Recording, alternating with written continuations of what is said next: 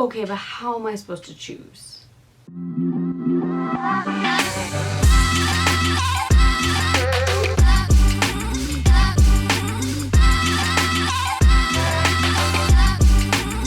friends, welcome back to my channel. This week I want to talk to you guys about how to actually choose classes as an English major. A lot of the times there's a lot of options and it can be hard to actually narrow down what you want to take as you're moving through your degree. So before getting into the actual tips, the baseline things you want to be doing, look into what your degree requirements are. These are going to change based on university to university, and knowing what you actually need to graduate is your most important step. So you'll have your gen eds and you can look into those and you can see, the general classes outside of kind of the English major that you're going to want to take, and also your general eds that will go towards your English major, your ENC 1101 or whatever the equivalent at your school is. Then you can start to see the actual English major specific classes. So that's going to be, if you have a track that you're taking in your English major, or if it's just a straight English major, that's going to kind of show like different classes you might have to take than another English major. It's also going to tell you what literature classes you might have to take or writing classes, those kinds of things.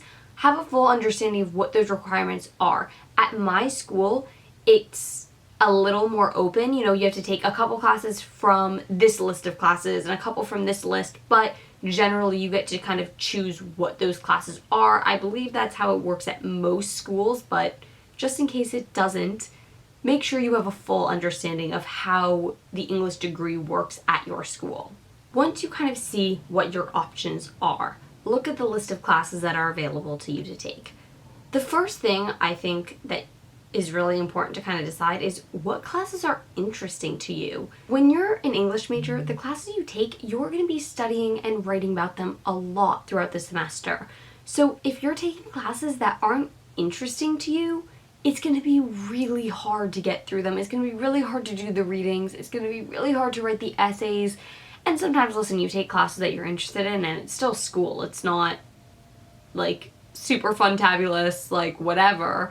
But if you're not interested in them, it's so much harder.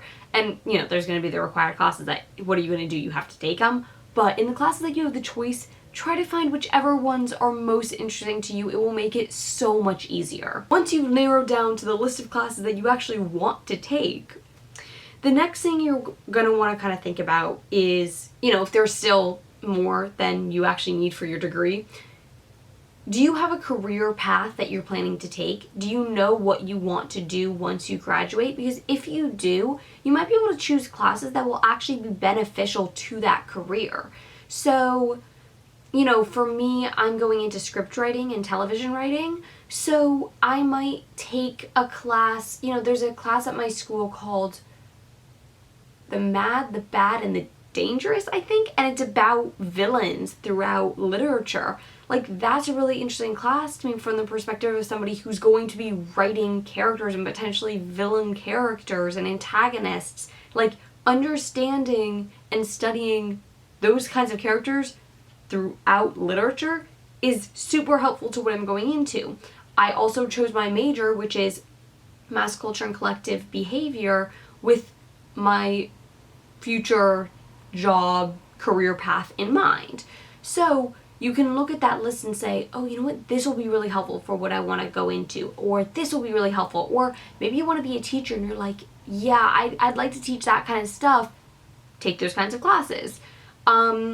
And then lastly, look at your schedule. English classes can be a lot of work, and there might be classes that are only available at given times. So plan ahead and see when you can schedule what for, and eliminate classes that just don't fit into the schedule, because you don't want to overstress yourself unless the class is really, really worth it. And a lot of, I don't know how this goes, if it's a state to state or whatever thing, but I think there's like a Gordon rule of writing. I don't know how far that spans out to, but in classes that are writing intensive, I believe you have to be writing a minimum of like 6,000 words throughout the semester. If you're taking 3 or 4 English classes in a semester, more or less, whatever, you have to double that if they're considered writing intensive, and most English classes will be. So if you're, stuck in a spot where you have to take extra English classes than you can really manage in a semester, you want to be planning for that and making sure that that's going to work for you and that all of that makes sense. So those are my tips for trying to narrow down what choices you want to use as your English degree and as you build it out. I know that it can be sometimes tricky figuring out what classes to take and when and how it all works. So hopefully this is helpful. I know that sometimes when I'm choosing classes, I'm like, I don't know, there's so many choices, or I can't find the choices I want and all this stuff. So hopefully this helps you guys out, seeing kind of what I've done to work with this a bit. Let me know if there are any other videos that I can make for you guys, and I will see you guys next week. Thank you so much for watching. Bye!